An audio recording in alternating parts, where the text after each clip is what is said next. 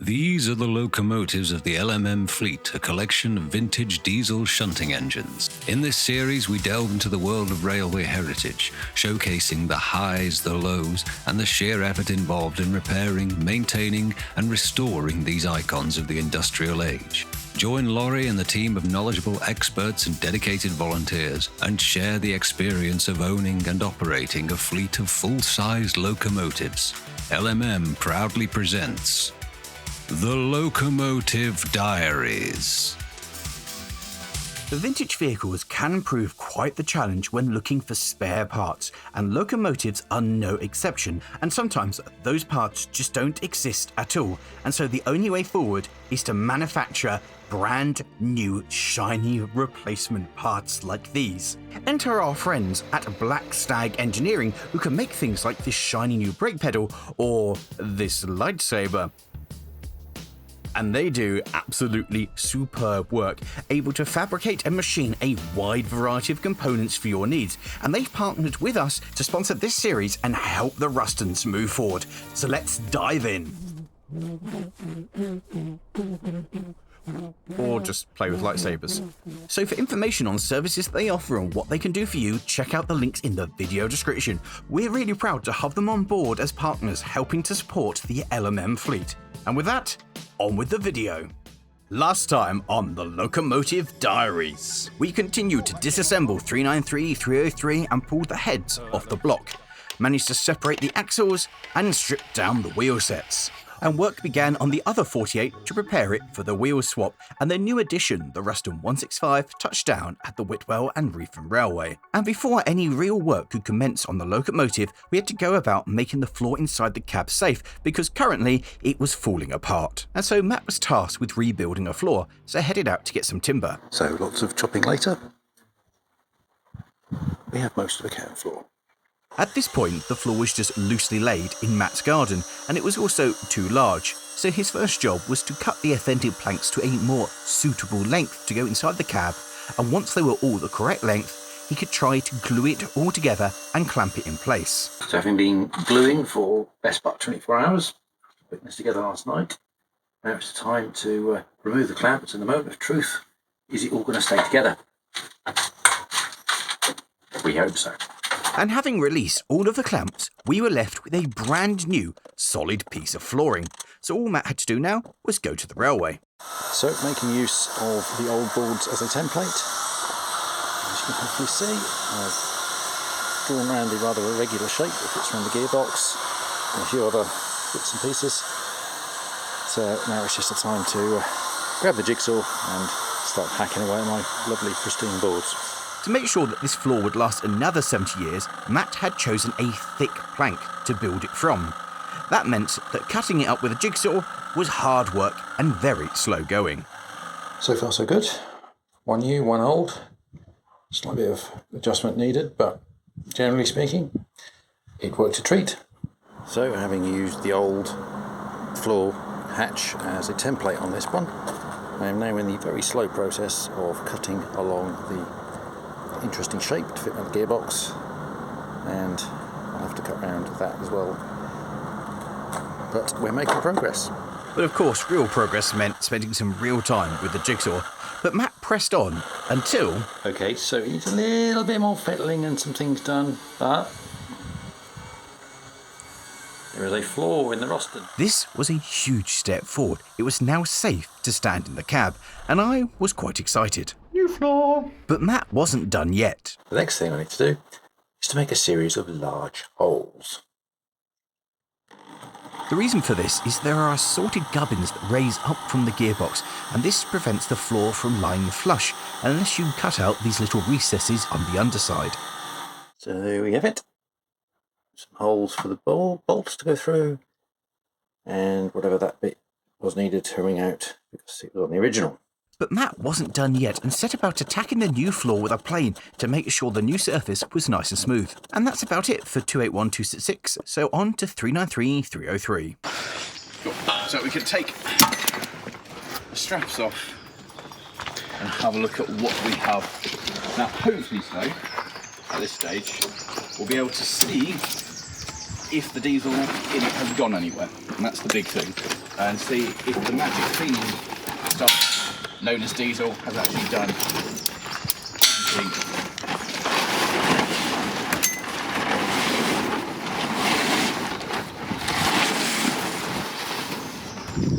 Which one of you is this?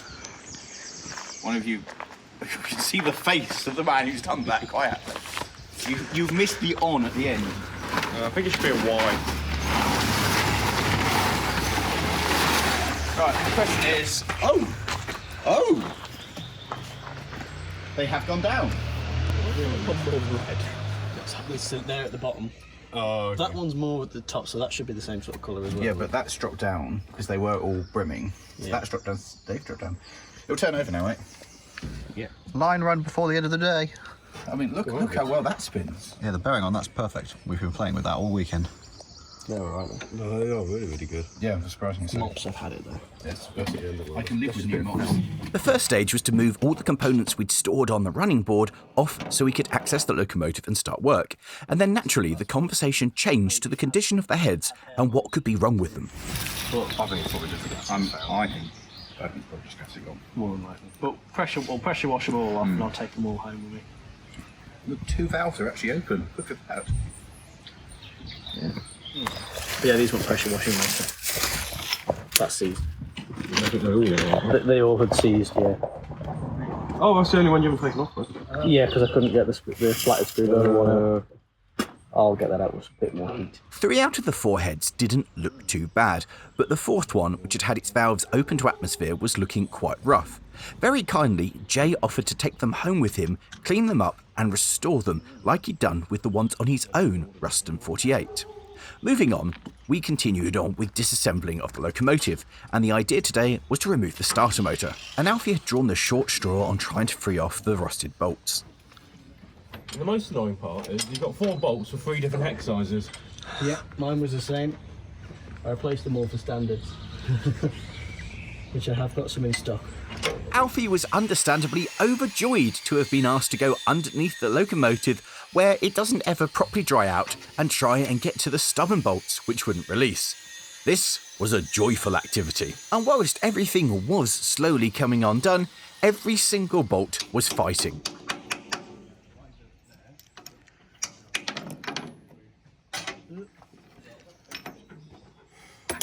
And some were fighting a lot more than others.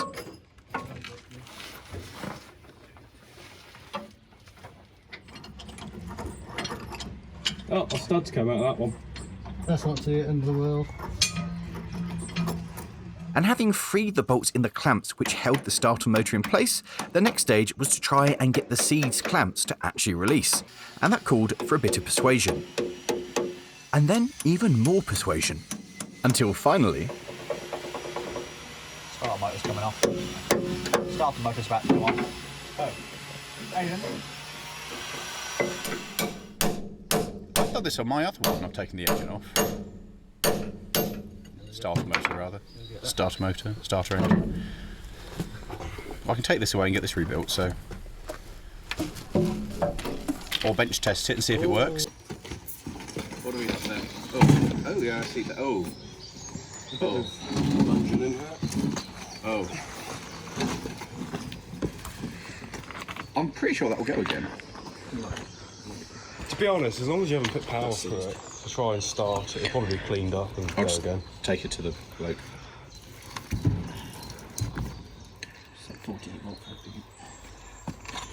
Put 48 volts through it and it will be alright. It'll move or it won't. Yeah, latter. The starter motor had certainly seen better days. That's particularly less useful. And the more we looked, the worse it got. So much for my idea of perhaps just putting a battery on it and see what happens. I'm sure you could still send Lots of fire is probably what would happen. Might need a new strap. No, look, the strap's absolutely fine. Pack that back together. You couldn't tack this back together. Your welding's a lot better than mine, my friend. My plan was to take the starter to the same people who built the one that came off Sir William when it was burnt out at the Mid-Suffolk Light Railway, as they are literally the only people in the whole of East Anglia that I know of who would be able to undertake such a job. But I felt that I couldn't take it in its scrap condition, so I went to it with a wire brush to try and tidy it up a bit and make it look a little more presentable. It's like new. You have a very weird definition of new. It's like this, only slightly better. Before moving on to the next task, Alfie started to sweep out all of the soil that had gathered in the base. Well, what I'm going to do is sweep it into a pile there and then all sweep it out at once. Oh, very good. There's a convenient hole in the side of the chassis. I'll tell you, yeah, don't get rid of that. Leave that can stay. Because that was very easy getting your starter motor undone. Like missing underneath.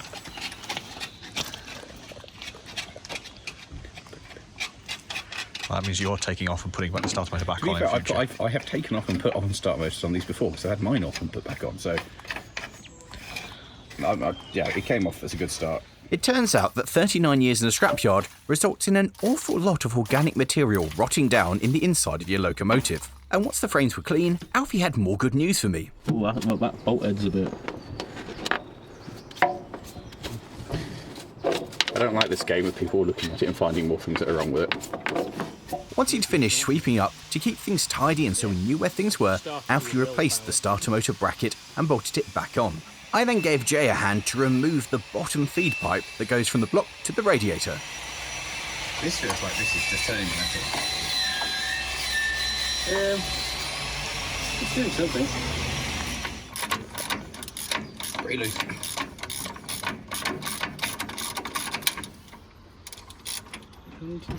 Oh yes. Hot. Teamwork!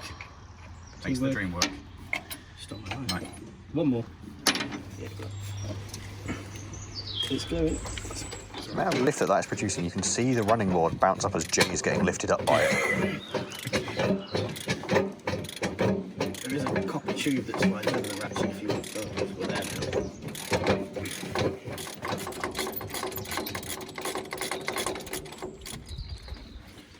Taking no for an answer there. Somebody had their Weetabix this morning. Pardon? Somebody had their Weetabix this morning. Bacon roll. Big, strong man. Predictably, even though we'd removed the bolts, the join wouldn't come apart, so it was time to get percussive with it. It looks like the rad actually still holds water. Yeah, that's loose now. It's off. I've got a wet foot now. But the good thing is, your foot won't freeze. Let it go. Let it go. I think it's just pure antifreeze, to be honest. It looks like it. Which isn't a bad That was thing. me a couple of days ago. Was it green? I don't think it was. If it was green, you need to go to a pronto, mate. I'll call them morgue. Well, okay, so really, the rad might have a slight leak. A slight leak, yeah, we've taken a pipe off. Are you sure have to get up there, Lawrie? It's nice that You're not going to get more anti-coolant in your eyes. anti-coolant. Antifreeze is a difference. Yeah, you can do it. You're a chap. I reckon you put the PPE back on and then said somebody else can do it. Plate. Well, the plate's missing, but we've cleaned that with the wire wheel. The actual number should be underneath it. I'm not going to blow down that one.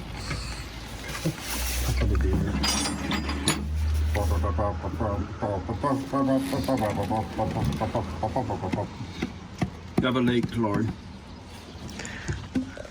Oh, terrible news, there's a hole in the cooling system.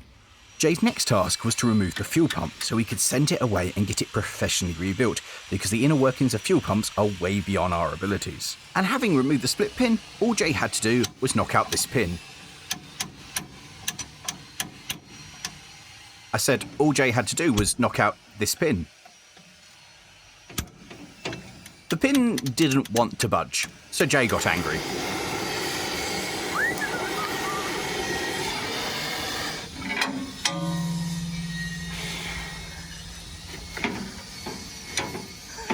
It is on fire underneath.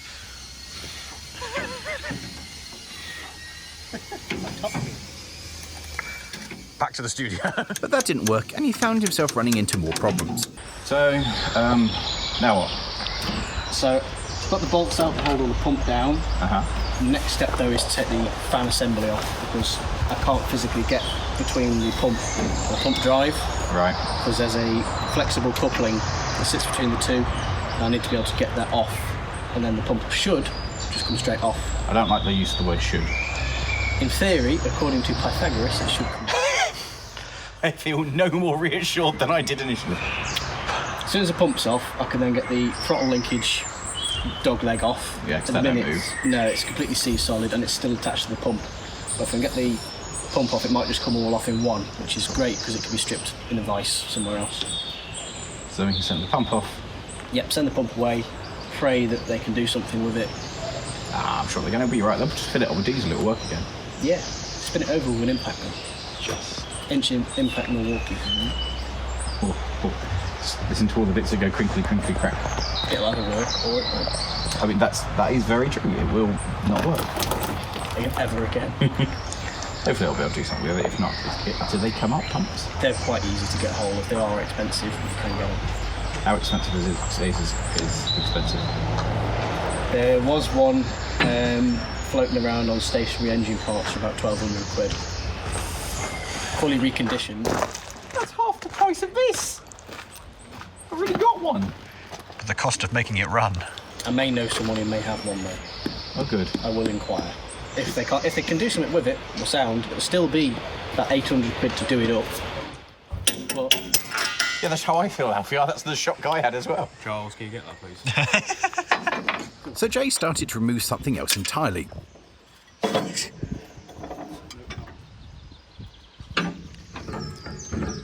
this is the heaviest thing known to man. Doesn't look that heavy.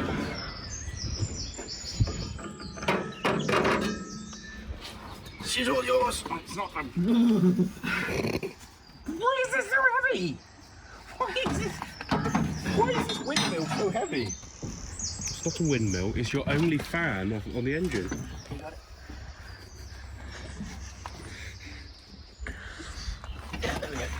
Away. Now look at how well it spins with all that hot air. How long have you been waiting to make that joke? I can either confirm or deny whether this has been in thought for a while or just arrived.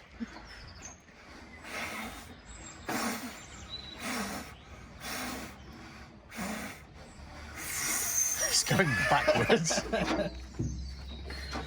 If I chop this linkage off, it then means I can get the dog leg out, which is also starting to free off now. So I've chopped that off. This can move. It's a simple thing to make, that's no problem. Yeah, I mean, look at that. Oh, the rack actually moves. The rack seems to move. This seems to move. If I can get that off, I can get this timing cover off, get the bevel out. The whole thing will then slide straight out with the prop shaft attached. It'll be a lot easier to strip in a vise. Yeah, go for it. So I've just got to cut that. So it's always just a tiny... It's literally a linkage about 2 inches long, 2 pins in it, because none of these pins are budging. So if I chop that, it's here and in here. That's not a terrible thing to make, is it? No. Oh, it's literally just a straight piece. It's just a straight piece with two holes. That seems the most logical thing. Do you want a hacksaw or do you want a blade? I'll just chop the hacksaw. Be a little easier. Oh, that's positive then. That's... Yeah, this will then slide straight off. That cover will come straight off. Get the 2 bevels off. Pour a load of diesel down here because that'll go straight into your pump as well. Clean all that out. Slide that straight out. And that's it then. I am feeling a lot better. Yeah, this pump rotates. Is that rocking on the shaft? Rotating slightly. We'll have to spin it up in a vise. But the That's really positive. But the actual rack isn't too bad. So when we get it off, we'll take the cover off and see. I genuinely believe it ran when parked. It probably did. There was still fuel in the fuel line in the pump. I mean, they've done it. They've done a great job of selling it to him because he bought it. It's here. No, you bought it. This, if you're despairing right now at this and everything about it, this is your fault. You're enabling him. He doesn't need that much help, though. Just think about that for a bit. Yeah, this is your fault. Please give us money. Yeah. We need more money to finish the project. This thing that you started, not us. We're innocent bystanders. Oh, just innocent bystanders, just trying to... I like how you're just like innocent bystanders. I've got a saw. Hey, Lawrie, if you just look the other way for a moment, we're just going to take off the bad cylinder. We'll make it to a free VRO. Oh, yeah. That 3-cylinder noise. Clank, clank, clank, clank, clank. Eco boost. Then we could put a turbo on I was it. going to say, where do we strip the turbo on them for eco boost? Oh, there's space now because you've knocked a cylinder out. Oh, that's where the vacuum can go. Yeah, we'll have a Lister LR1 here. air-cooled. Get rid of the radiator. You could put an air-cooled engine in this, and you could do away with the Brad, and you could then have a donkey engine on it. Little Honda. Unimpressed, I let Jay get on with his disassembly. Oh, not that one. Not Not that one. Should have cut that instead. And then just gas that out, and then just grind well up on that, grind well up on the new one. It's off. What a thing of beauty. And with the dog leg removed, the next job was to remove the line that went from the pump to the filter. How long is the thread on this thing? It's BSP, so quite a long one. Oh, that'd be why it's taking forever. Yeah. We're free. Pop the careful, get the two washers off. Okay, pull her out. And then bail that back into the bottom of the filter bed. With the line removed, the next step was to remove the top of the drive that came off the engine and actually powered the pump itself. Oh, that gasket is. The gasket is sacrificial. Do you reckon that gasket will go again? Ooh. Oh, what's? Water's got in there, mate. So okay, I'll put diesel in there. That'll fix it. I think that's just water in there. Well, I need to get that nut off. That bevel will then slide off, and then Will it? Will it slide off? That looks pretty good in there, actually. I'll make it once you slide get off. rid of all that crust. It's going to fight you all the way to the end. But it's going to come off. Hopefully, it's on a keyway as well, so we'll have to just Oh, encourage it, yeah. yeah, Brute force gas axe. gentle persuasion. Not the gas axe, mate. No. You sure? Yes. I thought the gas axe would just make it nice and toasty and it'd be quite happy to come out there. I appreciate your help. Yeah, that's definitely not going to come off this end with the... Yeah. That's not the right tool. It's always the right tool. It can't be tight if it's a liquid. That's got back to easy again. Yeah. So yeah, I was rethreading the end of that bit. So So there we go. will be where there should be a spring washer. There is not a spring washer.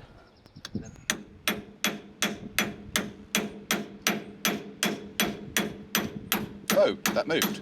It did move. It's slightly shifted on the shaft. Oh wait, that's loose on the shaft. Yep. Wait, if I wiggle, you take that. It is going to be. If I wiggle, will that pull out? Maybe.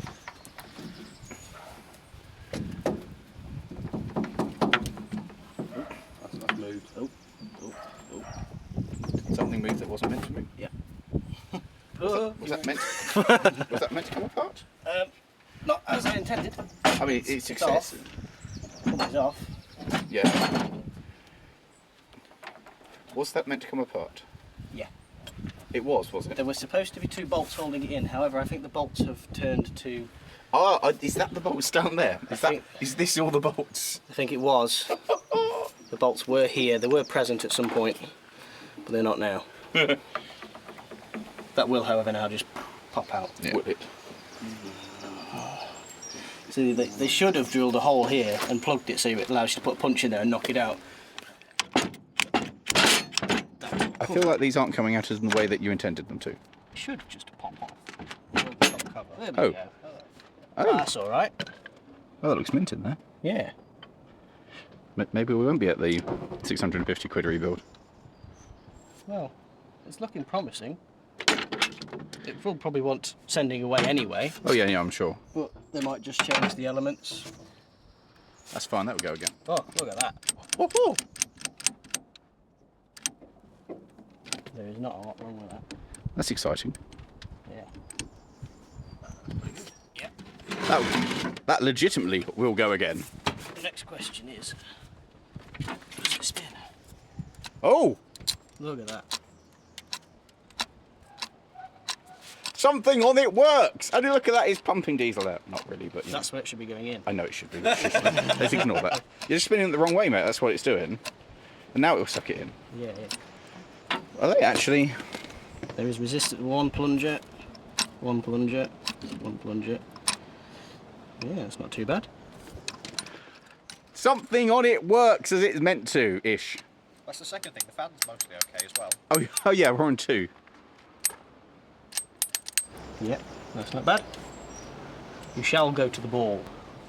There's also nothing wrong with the bevel, the flexi drive. There's not wrong with that. Nice. This we'll have to see. It may clean up. The wood rough is more or less non-existent anymore. Oh, is the key for that? Yeah. Yeah. That's I may have a spare.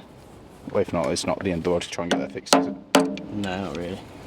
Jay then did some tidying up where the pump once was, removing organic matter, the remains of the bolts probably, and definitely some leftover diesel, which you congealed into a lovely pulp.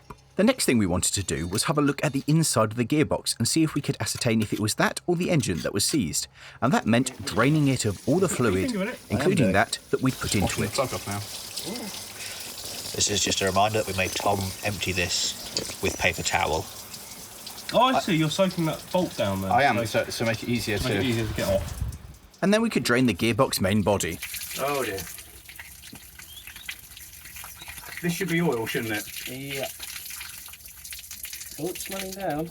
Oh, there's the diarrhea. Oh, dear. Feels very gritty. Oh dear. Oh. Oh dear.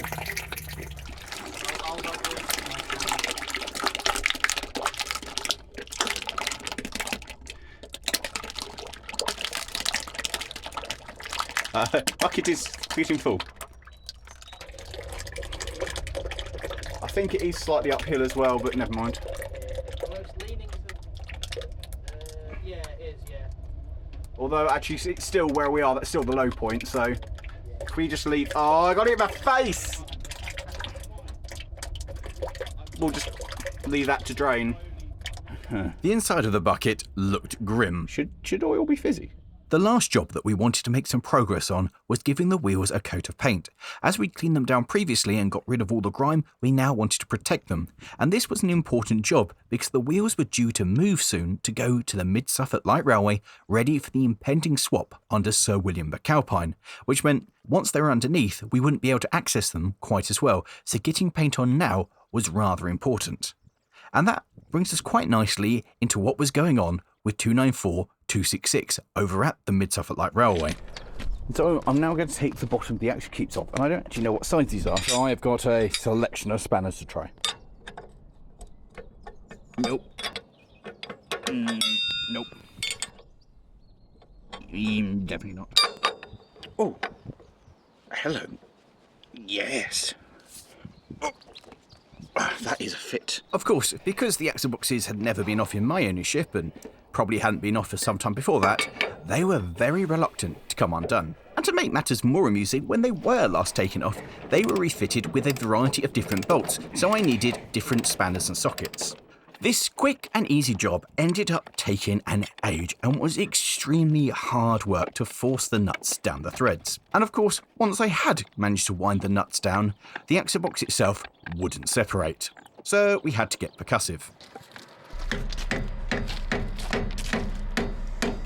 The axle boxes put up one hell of a fight, with every single inch of movement being hard won. Eventually, we realised that they were getting caught up on the very hangers that go through them, so we just hit them with a hammer and knocked them through, which made the whole process a lot easier, and eventually they came off. You can see clearly how much rust is on the threads and how much they've swollen, which made them tight within the holes of the bottom of the axle box. I might need new gaskets, I don't know. So in here I've got some brand new oilers and the wicks that go underneath. So these are to replace the ones in my Xboxes, which look, well, maybe a little bit life expired. That is disgusting. My new pads were provided by Armstrong Oilers up on the North Yorkshire moors, and by the look of things, the replacement was not a moment too soon. There's solid bits in this. And looking at the state of them, we had an overdue date with the parts washer. Better already. The axle boxes were frankly disgusting, with congealed oil and water on the inside and baked on oil on the out. Cleaning each one took over 20 minutes, but by the end of it, they were Clean? Not clean.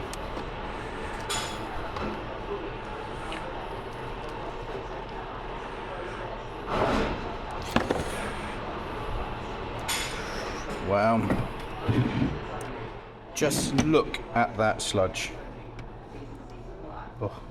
Every time I went back to the parts washer, the cleaning medium was getting dirtier and darker and dirtier and darker. The condition of the pads didn't get any better. It was so grim, prizing them out from the innards of the axle box with this horrible, sticky, emulsified mix of water and oil.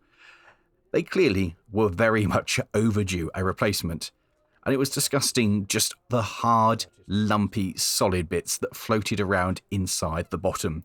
It's a wonder that any lubrication at all was travelling up these and actually lubricating the journals themselves. If nothing else, replacing the wheel sets had given the opportunity to replace these pads, which was obviously very much needed. And whilst I complained bitterly and continued to clean the axle boxes, Nige reamed the inside of the bolt holes so when we came for reattaching them, the bolts would go through cleanly rather than having to use a hammer. And once they were all cleaned up and reamed, it was just a simple push fit to put them back in, and there they were, ready to be refitted to the locomotive. Yeah, that's how it should be. And so that brings us to the end of this episode of the Locomotive Diaries. Join us next time for when we'll be lifting the lid on 393 303's gearbox and making Sir William McAlpine fly. And if you have enjoyed this one, how about clicking over there for one of the previous ones, down there for where we picked up Sir William McAlpine, or over there for a link to the fundraiser which helps keep these projects going. Thanks for watching, guys, and we'll see you next time. And remember, we're going to be running New Year's Day trains at the Whitwell and Reefton Railway with Sir William, so we'll see you there on New Year's Day 2025. Ta-ra!